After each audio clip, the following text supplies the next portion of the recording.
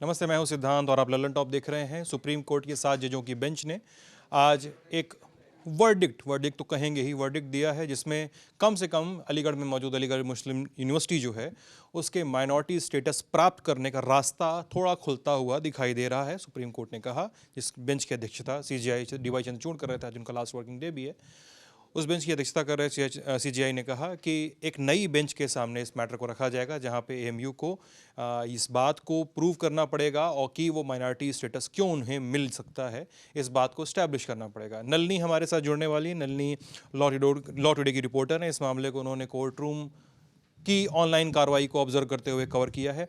नलिनी, क्या सबसे पहले मेरा सवाल है कि सुप्रीम कोर्ट के जो जजमेंट था उसको अगर हम ब्रेक डाउन करें आसान भाषा में, तो वो क्या रहा आज का? तो सिद्धांत, बेसिकली सुप्रीम कोर्ट ने आज ये कहा है कि ये पूरा जो मुद्दा था कि एएमयू के पास माइनॉरिटी स्टेटस होना चाहिए या नहीं होना चाहिए, ये हालांकि अलग बेंच डिसाइड करेगी, लेकिन सुप्रीम कोर्ट ने एक क्राइटेरिया ले डाउन कर दिया है कि माइनॉरिटी एजुकेशनल इंस्टीट्यूशंस के क्या क्या क्राइटेरिया फुलफिल करना चाहिए उनको माइनॉरिटी एजुकेशनल इंस्टीट्यूशन डिक्लेयर करने के लिए। आर्टिकल 30 संविधान के अंडर उन्होंने ये बोला है कि सिर्फ एस्टैब्लिशिंग, मतलब एक माइनॉरिटी कम्युनिटी अगर सिर्फ एक यूनिवर्सिटी को एस्टैब्लिश करती है उतना काफ़ी नहीं है, उसी माइनॉरिटी कम्युनिटी को वो पूरा इंस्टीट्यूशन एडमिनिस्टर और रन भी करना होता है। ये बहुत ही अहम पार्ट है ये डिसाइड करने का कि क्या कोई इंस्टीट्यूशन माइनॉरिटी इंस्टीट्यूशन कहा जा सकता है या नहीं कहा जा सकता। अभी तक स्टेटस ये था कि एक 1967 का सुप्रीम कोर्ट का 5 जजेस का जजमेंट का था, अजीम बादशाह का, जिसमें सुप्रीम कोर्ट ने साफ साफ बोल दिया था कि कोई भी रिजर्वेशन पॉलिसी AMU की एडमिनिस्ट्रेशन खुद से नहीं डिसाइड कर सकती क्योंकि वो माइनॉरिटी इंस्टीट्यूशन है ही नहीं। तो इस जजमेंट को चैलेंज करते हुए और उसका रिव्यू मांगते हुए जब ये पूरा मामला 7 जजेस की बेंच तक पहुंचा, तब सुप्रीम कोर्ट ने आज ये बोला है कि ये 5 जजेस का जजमेंट गलत था, क्योंकि एक सेंट्रल लॉ अलीगढ़ मुस्लिम यूनिवर्सिटी एक्ट इनैक्ट कर दिया गया है। इसका मतलब ये नहीं होगा कि उनका माइनॉरिटी स्टेटस उनसे छीन लिया जा सकता है। तो क्या उनके पास माइनॉरिटी स्टेटस होना चाहिए या नहीं, ये अब एक 3 जजेस की बेंच जो फॉर्म होगी वो डिसाइड करेगी इस मामले में। मैं थोड़ा सा बैकग्राउंडर देता हूँ। 67 की बात आ गई है। इस पूरे मुद्दे की शुरुआत होती है साल 2006 में, फिर पीछे जाते हैं तो 1981 और पीछे जाएंगे 67 और भी पीछे जाएंगे 1920 और 1875, वहाँ तक पीछे जाना पड़ेगा जब अलीगढ़ में सर सैयद अहमद खान मुस्लिम एंग्लो ओरिएंटल कॉलेज की स्थापना करते हैं। 1920 में AMU एक्ट के तहत अलीगढ़ मुस्लिम यूनिवर्सिटी की स्थापना होती है और साल 1967, जिसकी बात अभी नलिनी कर रही थी, 1967 में एक सुप्रीम कोर्ट में केस लड़ा जाता है अजीम बादशाह बनाम भारत सरकार, और इसमें 5 जजों की बेंच ये फैसला देती है जिसके बारे में नलिनी बताया कि AMU एक माइनॉरिटी इंस्टीट्यूशन नहीं है। फिर साल 1981 आता है। 1981 एक लैंडमार्क ईयर था। सुप्रीम कोर्ट के फैसले को पलटने के लिए अक्सर सरकारें संसद में कानून बनाती रही हैं। 1981 में भी यही हुआ। 67 के फैसले को पलटने के लिए 1981 में कानून बनाया गया। AMU एक्ट में 1920 वाले एक्ट में संशोधन किया गया। कहा गया कि AMU एक माइनॉरिटी इंस्टीट्यूशन है और ये भारतीय मुसलमानों द्वारा स्थापित एक संस्था है, इसलिए माइनॉरिटी इंस्टीट्यूशन है। संविधान के अनुच्छेद 30(1) के कॉन्करेंट है इसका एस्टेब्लिशमेंट।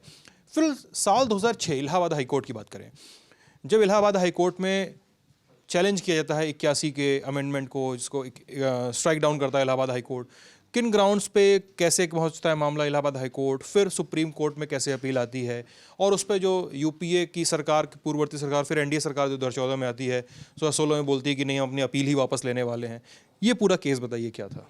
तो ये काफ़ी इंटरेस्टिंग मुद्दा था सिद्धांत, क्योंकि ऑल्दो आप सही बोल रहे हो कि 1981 में अमेंडमेंट हुआ था, लेकिन उसके बाद अमेंडमेंट चैलेंज नहीं हुआ था।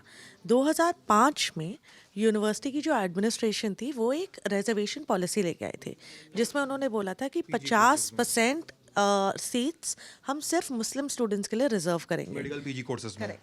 ये रिजर्वेशन पॉलिसी एक्चुअली सबसे पहले चैलेंज हुई थी हाई कोर्ट में। जब ये रिजर्वेशन पॉलिसी का मुद्दा उठा, तब उसके ही अकॉर्डिंग क्या AMU एक माइनॉरिटी इंस्टीट्यूशन है या नहीं, ये मुद्दा उठा था, जिसके लिए वो 1981 का अमेंडमेंट भी चैलेंज हुआ था। तो हाई कोर्ट ने दोनों रिजर्वेशन पॉलिसी और 1981 का अमेंडमेंट दोनों क्वॉश कर दिए थे, और उन्होंने बोला था कि क्योंकि AMU एक माइनॉरिटी इंस्टीट्यूशन नहीं है, और उनका बेसिस ये था कि 1920 में, जैसा आपने बोला, एक अलीगढ़ मुस्लिम यूनिवर्सिटी एक्ट इनैक्ट करी गई थी, जिसके प्रति AMU सेंट्रल गवर्नमेंट, केंद्र सरकार के अंडर आ गया था। फंडिंग भी केंद्र सरकार से आती है। उसके अलावा केंद्र सरकार ने AMU को एक नेशनल इंस्टीट्यूशन का दर्जा दर्जा दे दिया है। तो ये कहते हुए इलाहाबाद हाई कोर्ट ने बोला था कि ये माइनॉरिटी इंस्टीट्यूशन नहीं है, इसकी वजह से ना ही कोई रिजर्वेशन पॉलिसी आ सकती है। जो इंटरनल एएमयू की रिजर्वेशन पॉलिसी हो, उनको सरकार की ही रिजर्वेशन पॉलिसीज़ फॉलो करनी पड़ेंगी। और 81 का अमेंडमेंट भी इसीलिए गलत था क्योंकि 81 के अमेंडमेंट में उन्होंने अपने एक्ट में डाल दिया था कि ये इंस्टीट्यूशन मुस्लिम्स रन करेंगे, वर्ड मुस्लिम्स ऐड कर दिया था, तो दोनों स्ट्राइक डाउन कर दिए थे। अब उस टाइम इंटरेस्टिंगली जो उस टाइम की केंद्र सरकार थी और एएमयू एडमिनिस्ट्रेशन, दोनों ने सुप्रीम कोर्ट में ये इलाहाबाद हाई कोर्ट का जजमेंट चैलेंज करा था। लेकिन 2016 में ये हुआ जब मोदी सरकार आ गई, उन्होंने केंद्र सरकार ने अपनी अपील वापस ले ली। उन्होंने बोला कि हमारा स्टैंड चेंज हो चुका है। उन्होंने जो अपनी अपील फाइल करी थी वो वापस ले ली और उन्होंने बोला कि अब हमारा स्टैंड ये है कि एएमयू को माइनॉरिटी स्टेटस नहीं देना चाहिए।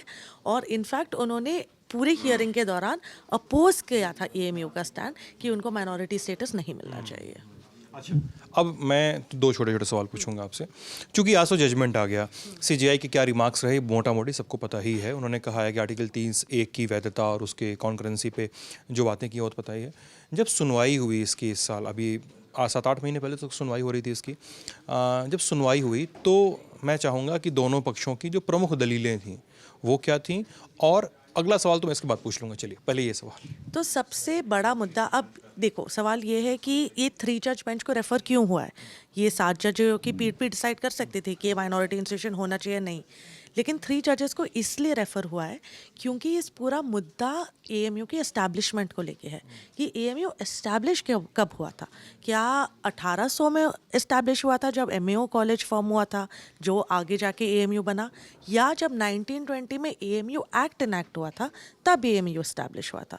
तो क्योंकि मुद्दा एएमयू के एस्टैब्लिशमेंट को लेके है और क्योंकि सीजीआई ने आज अपने जजमेंट में बोला है कि माइनॉरिटी इंस्टीट्यूशन का स्टेटस डिटर्मिन करने के लिए उसके एस्टैब्लिशमेंट और एडमिनिस्ट्रेशन दोनों को देखना होगा, इसलिए उन्होंने एक नई बेंच अब बनाएंगे सिर्फ ये जज करने के लिए कि क्या एक मुस्लिम माइनॉरिटी ने ये पूरा इंस्टीट्यूशन एस्टैब्लिश करा था।